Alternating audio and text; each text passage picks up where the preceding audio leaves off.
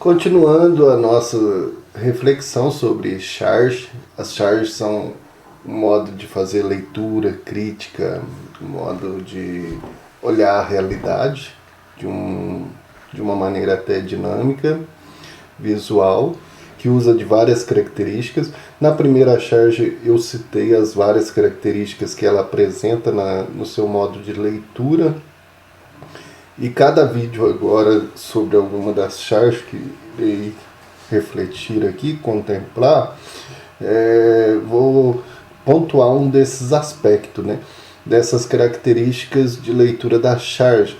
E no primeiro citei vários, e agora apontando um elemento que é interessantíssimo, é o seu discurso irônico.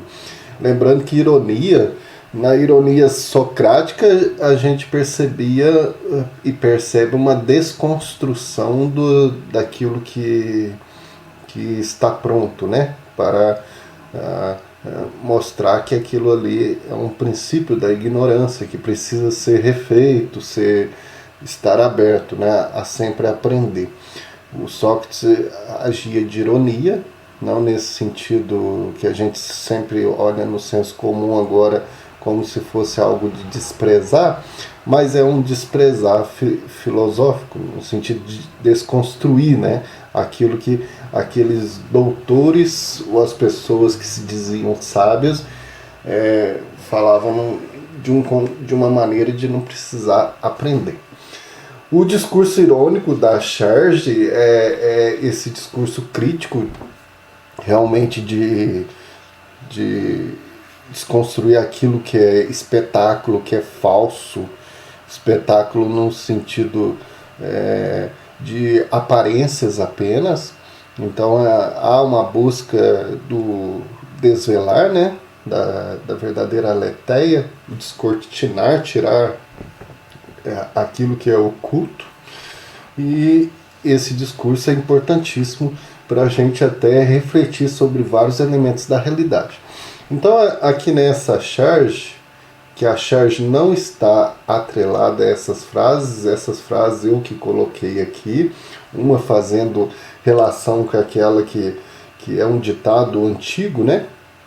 Até aparece na Bíblia de forma indireta, quando você anda com alguém, né? Diga-me com quem tu andas, que direi quem tu és, né? Aqui eu coloquei, diga-me o que tu pensas, direi quem tu és. Então, o pensamento que mostra quem é a pessoa, o seu caráter, a sua visão, a sua maneira de olhar o mundo, né? E esse dizer quem para um pedagogo, por exemplo, é apontar em que momento que a pessoa está. Não quer dizer que ela tenha aí 30, 40 anos, que já é uma pessoa adulta no pensamento. Talvez a pessoa tenha pensamentos ainda muito fechados, muito totalmente sem sentido, né? Então a pessoa se mostra pelo pensamento, pelo expressar, pela ação discursiva dela, né? Então, e depois eu coloquei embaixo uma frase de um sofista, um dos primeiros sofistas, o Protágoras de Abdera. Ele é uma personalidade onde ele coloca o homem à medida de todas as coisas. Ele coloca o ser humano assim de forma mais subjetiva, até individualista, no modo de exercer seu livre pensamento, em que o que importa é o seu discurso, a sua retórica, né? Isso a gente vê em contraposição àquilo que foi os grandes pensadores da época, Sócrates, Platão e Aristóteles, que combatiam incessantemente o sofisma, né? Aquilo que falseava ou apontava como o homem como de uma forma relativa, né?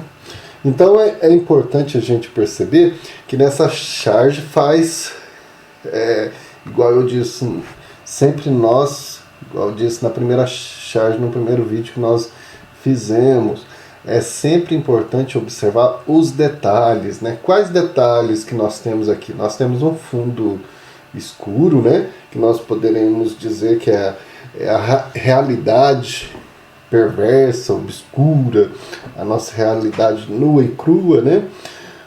O corpo humano aqui, você percebe que ele está todo deformado, né? O corpo humano ele está diferente, muito sem característica. A gente vê que é um corpo humano, mas todo deformado. Essa deformação nós podemos dizer que é a marca das experiências da vida, né? Tem nada escrito no balão de pensamento, ou seja, o silêncio pode ser uma marca também da experiência. Não quer dizer que a pessoa está calada porque não tem nada a dizer. O silêncio também é uma marca da experiência, da prudência, do dialogar. E medir a altura da pessoa.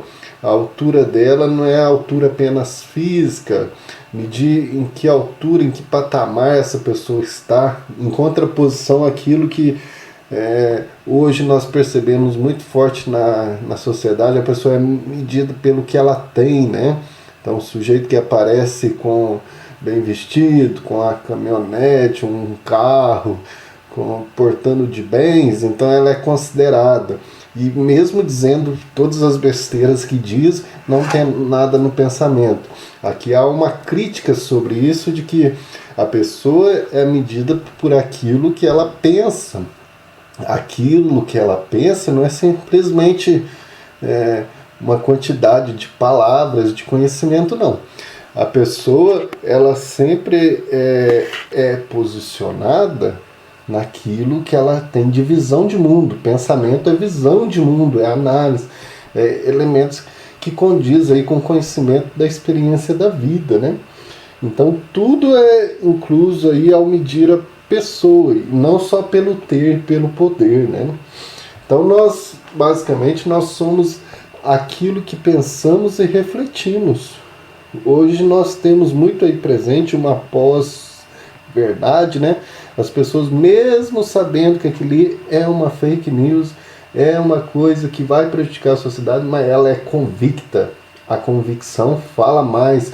Então é o pós-verdade. Independente do que foi dito, se é falso ou verdadeiro, o que importa é a convicção da pessoa. Ela é determinada a dizer aquilo. É um absurdo nosso atual, da nossa sociedade, né? Então nós somos aquilo que construímos da nossa vida. Nós somos medidos pela construção. A linguagem, o que expressa o ser humano, o discurso que é baseado, não é simplesmente na retórica, como diziam os sofistas, né? O homem é a medida de todas as coisas porque ele pode ser aquilo que convém no momento. A verdade é uma construção, para os sofistas, a verdade é uma construção social a partir daquilo que os homens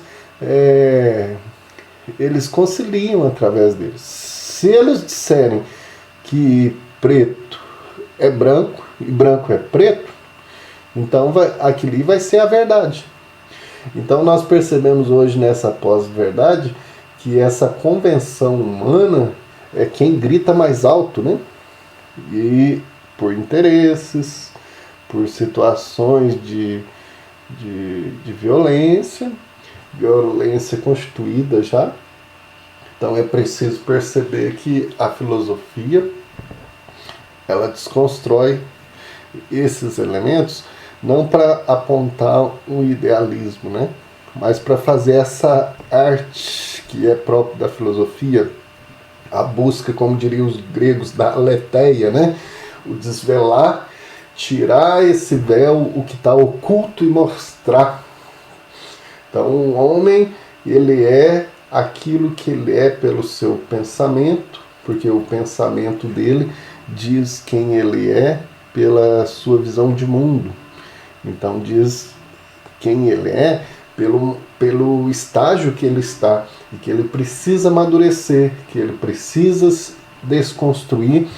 E a charge, ela ajuda nesse sentido irônico de mostrar que o homem ele precisa evoluir pelas marcas da experiência, pelas marcas do pensamento, né? Então a charge aí que apresenta esses elementos de forma muito interessante, reflexivo e que diz muito para nós hoje, na sociedade hoje. Então um abraço a todos e até a nossa próxima reflexão, até a nossa próxima charge.